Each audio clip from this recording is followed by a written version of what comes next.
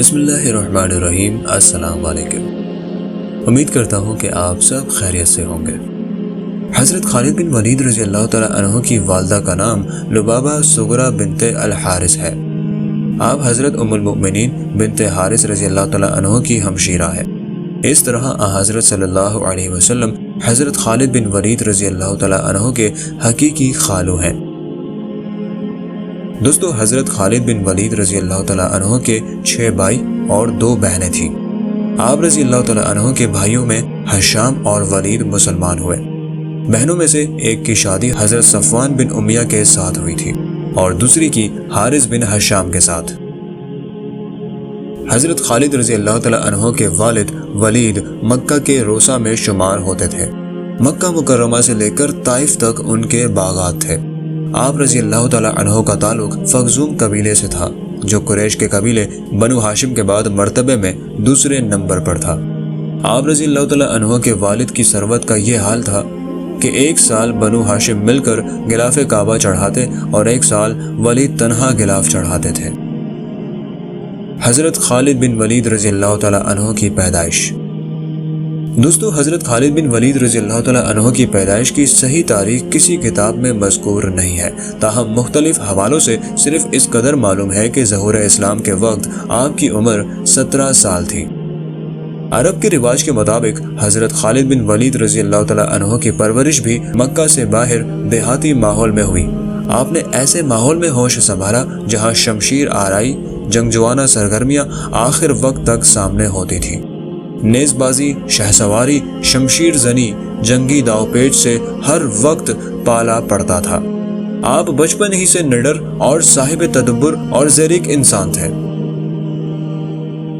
حضرت خالد بن ولید رضی اللہ تعالیٰ عنہ نے ایک ایسے ماحول میں ہوش سنبھالا جہاں شہ سواری، نیزہ بازی، شمشیر زنی اور جنگی داؤ پیچ کے سوا دوسرے ذکر و اذکار بہت کم تھے۔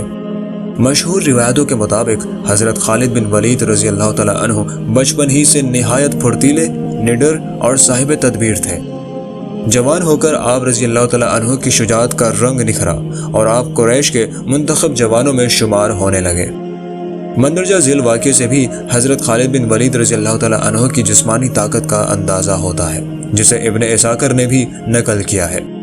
واقعہ یہ ہے، بچپن میں ایک دفعہ حضرت عمر رضی اللہ تعالیٰ عنہ اور حضرت خالد رضی اللہ تعالیٰ عنہ نے کشتی لڑی اور حضرت خالد رضی اللہ تعالیٰ عنہ نے حضرت عمر رضی اللہ تعالیٰ عنہ کی پنڈلی کی ہڈی توڑ دی، جو کافی عرصے علاج کے بعد ٹھیک ہوئی۔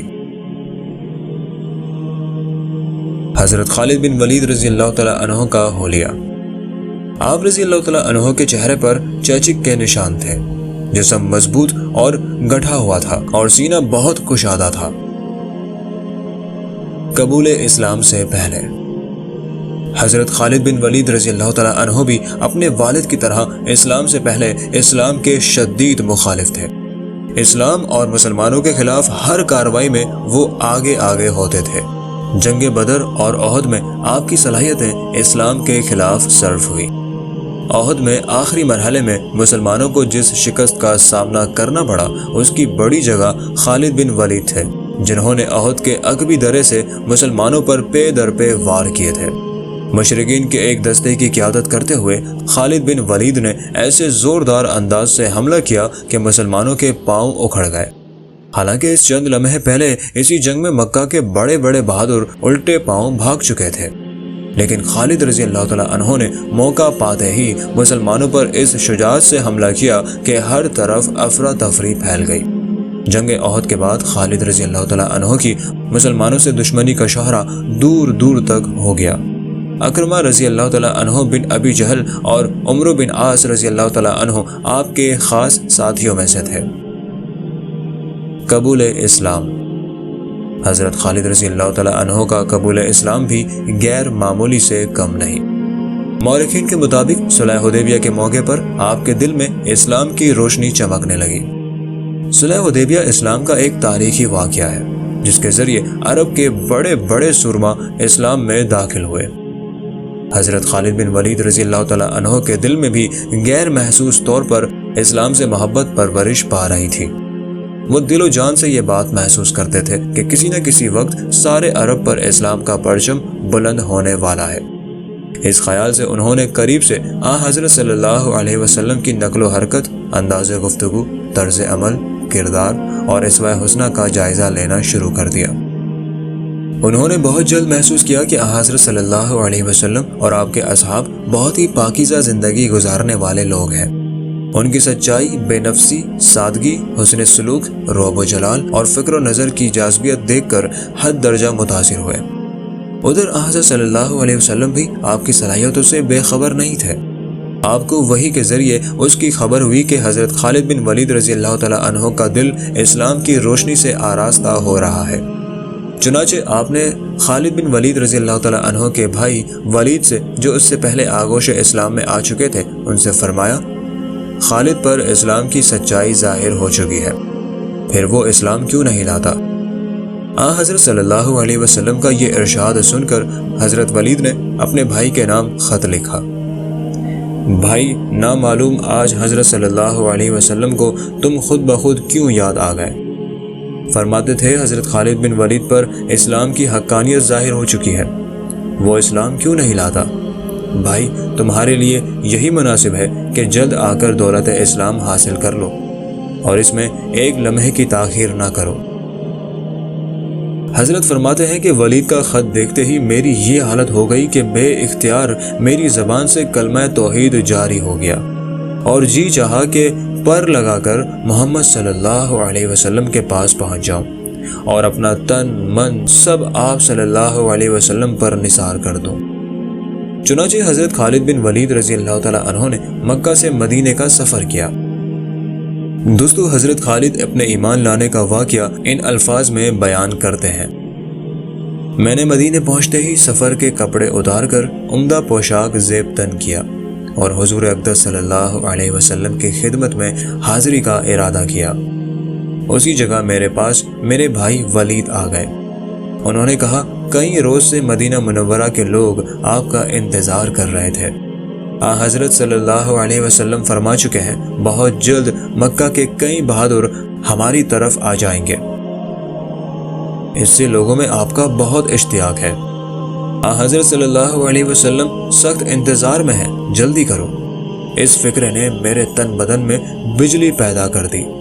بس پھر کیا تھا، میں جو ہی تاجدار رسالت صلی اللہ علیہ وسلم کے دربار میں حاضر ہوا، میری حالت فرط عقیدت سے غیر ہو گئی۔ میں دیدار رسول کی خوشی میں دیوانہ ہو گیا اور پروانہ وار حضور کے قدموں میں جا گرا۔ جس وقت حضرت خالد بن ولید رضی اللہ تعالیٰ عنہ نے حکم توحید پڑھا، آپ صلی اللہ علیہ وسلم نے مسکرا کر یہ الفاظ فرمائے، تمام تعریفیں اس خدا کے لیے جس نے آپ کو اسلام کی طرف راغب کر دیا۔ خالد بن ولید رضی اللہ تعالیٰ عنہ نے عرض کی، یا رسول اللہ صلی اللہ علیہ وسلم، کیا میرے گناہ بھی معاف کر دیے جائیں گے؟ کیونکہ میں نے اسلام کو نقصان پہنچانے میں کوئی کسر نہیں چھوڑی تھی۔ آپ نے فرمایا، آپ کا اسلام لانا ہی تمام غلطیوں کی معافی ہے۔ حضرت خالد رضی اللہ تعالیٰ عنہ کی اسلامی خدمات۔ دوستو، حضرت خالد رضی اللہ تعالیٰ عنہ کا اسلام قبول کرنا تھا کہ کفر پر غشی طاری ہو گئی۔ آپ رضی اللہ تعالیٰ عنہ کے ساتھ اکرمہ بن ابو جہل رضی اللہ تعالیٰ عنہ اور عمرو بن عاص رضی اللہ تعالیٰ عنہ بھی حلقہ بگوش اسلام ہو گئے۔ صلح حدیبیہ کے بعد حضرت صلی اللہ علیہ وسلم کی زندگی کے 4 سال اور اس کے بعد حضرت ابو بکر صدیق رضی اللہ تعالیٰ عنہ، حضرت عمر رضی اللہ تعالیٰ عنہ کے ادوار حکومت میں حضرت خالد رضی اللہ تعالیٰ عنہ کے کارناموں سے اسلام کی تاریخ مہر منیر کی مانند چمک رہی ہے۔ مورخین کے مطابق حضرت خالد بن ولید رضی اللہ تعالیٰ عنہ نے چھوٹی بڑی 125 لڑائیاں لڑی اور ایک بھی لڑائی میں شکست نہیں کھائی۔ عرب میں مشہور تھا کہ جس جنگ میں حضرت خالد رضی اللہ تعالیٰ عنہ ہوں گے اس میں فتح غالب ہے۔ آپ کثرت و قلت کے اعداد و شمار سے بے نیاز تھے۔ نیپولن، سکندر، ہٹلر اور دنیا کے بڑے سے بڑا کوئی جرنیل حضرت خالد رضی اللہ تعالیٰ عنہ کی پرچھائی تک بھی نہیں پہنچ سکا۔ جنگ موتا سے لے کر ایران کی سب سے بڑی لڑائی تک کون سا موقع ہے جہاں حضرت خالد بن ولید رضی اللہ تعالیٰ عنہ نے اسلامی تاریخ کو روشن نہیں کیا؟ حضرت خالد بن ولید رضی اللہ تعالیٰ عنہ میدان جنگ میں۔ دوستو، اسلام میں آنے کے بعد حضرت خالد بن ولید کی پہلی جنگ کا واقعہ آپ کو سناتے ہیں۔ اس سے آپ کو معلوم ہوگا کہ اسلامی جرنیل کی وہ کون سی خصوصیات تھیں کہ جن کے باعث انہیں حضرت محمد صلی اللہ علیہ وسلم نے سیف اللہ کا لقب عطا فرمایا تھا۔ غزوہ موتا، جمادی اول 8 ہجری۔ دوستو، یہ پہلا غزوہ ہے جس میں حضرت خالد بن ولید رضی اللہ تعالیٰ عنہ اسلام لانے کے بعد شریک ہوئے، اور یہ غزوہ آپ ہی کے ہاتھوں فتح ہوا۔ شرجیل والائے بصرہ کے پاس حضرت حارث رضی اللہ تعالیٰ عنہ کو خط دے کر روانہ کیا گیا تھا۔ دنیا بھر میں قاصد کی عزت اور جان کی حفاظت فرض سمجھی جاتی ہے، لیکن اپنی طاقت اور زوم میں شرجیل نے حضرت حارث رضی اللہ تعالیٰ عنہ کو نہایت بے دردی سے شہید کر دیا۔ جب رسول اللہ صلی اللہ علیہ وسلم کو اپنے قاصد کی شہادت کی خبر ملی تو سخت صدمہ ہوا۔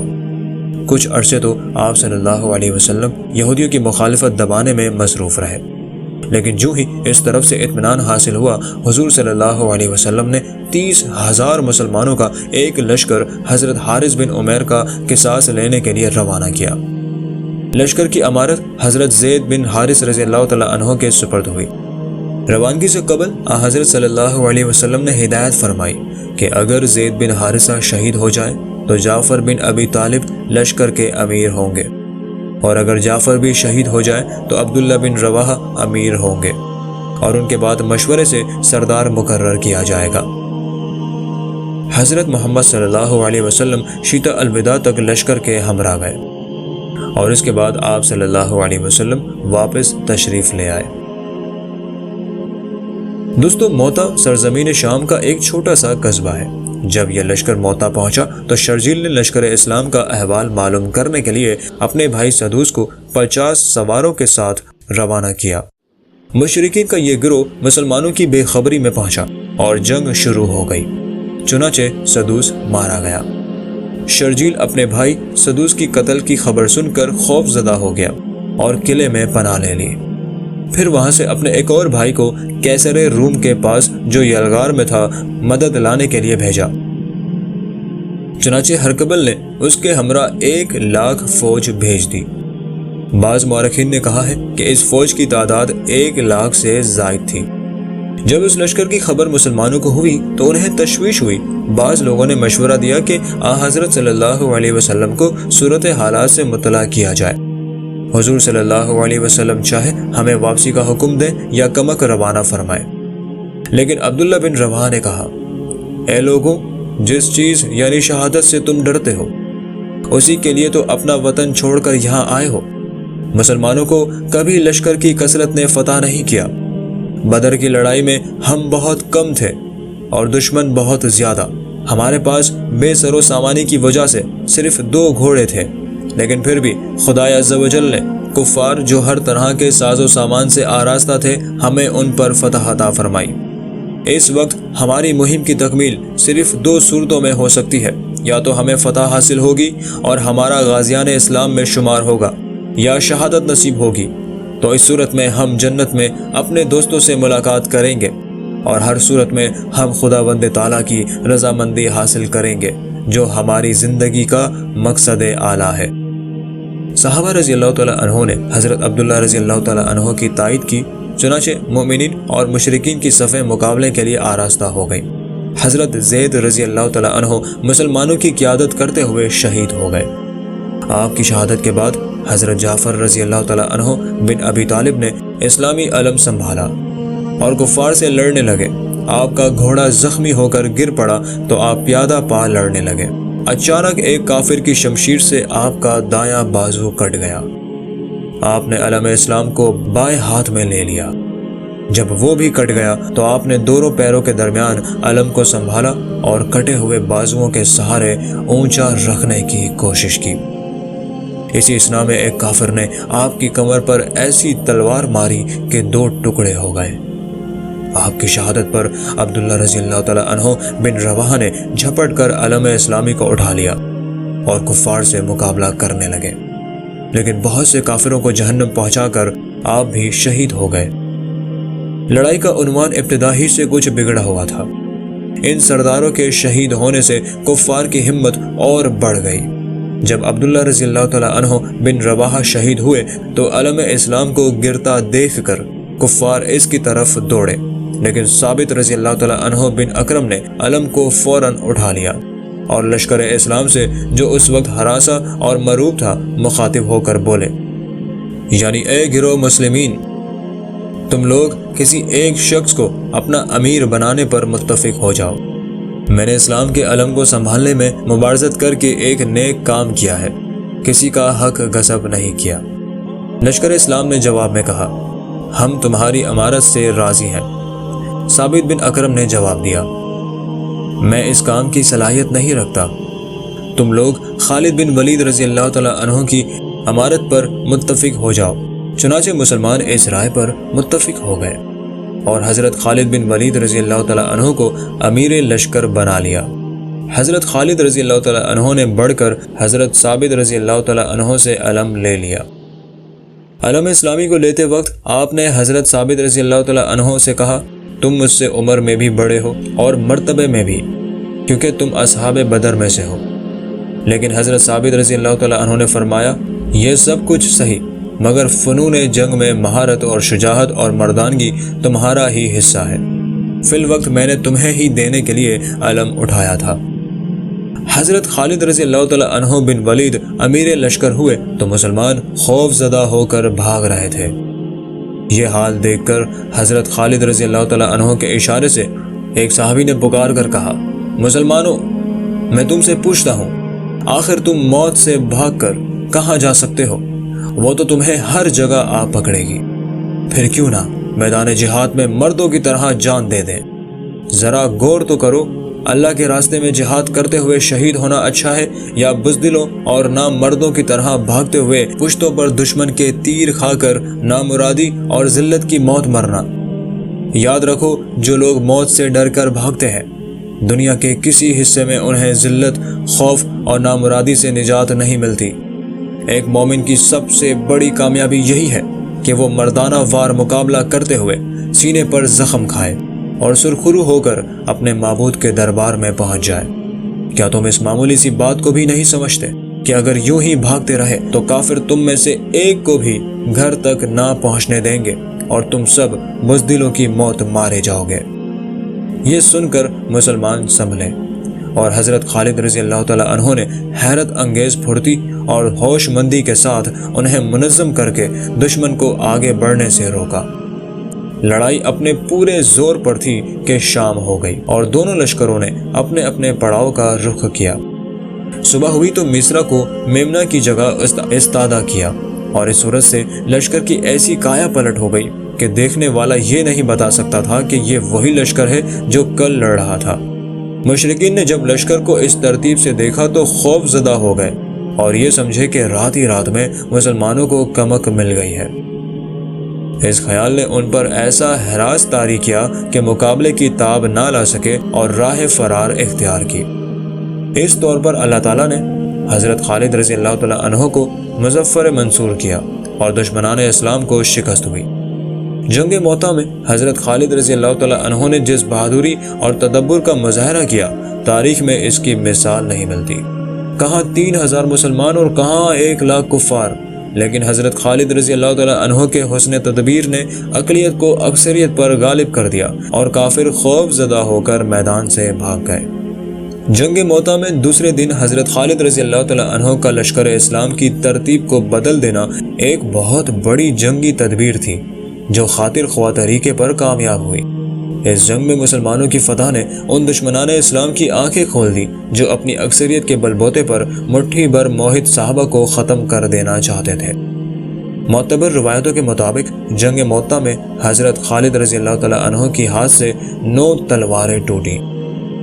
جنگ موتا سے فارغ ہونے کے بعد حضرت خالد رضی اللہ تعالیٰ عنہ بن ولید نے مدینے کا رخ کیا اور راستے میں ان قلعے والوں کا محاصرہ کیا جنہوں نے جاتے وقت پریشان کیا تھا۔ اس قلعے کو فتح کر کے اس پر قبضہ کر لیا۔ سیف اللہ کا خطاب۔ دوستو، جنگ موتا میں لشکر اسلام کے امراء کے علاوہ 10 اور جلیل القدر صحابی بھی شہید ہوئے تھے۔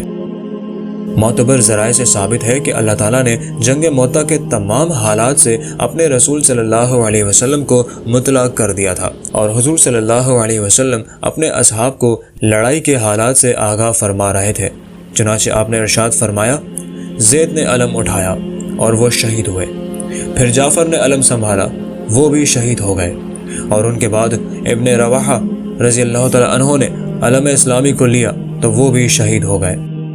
ان الفاظ کو ادا کرتے وقت حضرت محمد مصطفیٰ صلی اللہ علیہ وسلم کی مبارک آنکھوں سے آنسو جاری تھے۔ آپ صلی اللہ علیہ وسلم نے فرمایا کہ ابن رواحہ کے بعد حضرت خالد رضی اللہ تعالیٰ عنہ نے جو خدا کی تلوار ہے علم سنبھالا ہے اور فتح پائی ہے، پھر فرمایا، یا الہی، خالد تیری تلوار ہے، تو ہمیشہ اس کو فتح مند رکھیو۔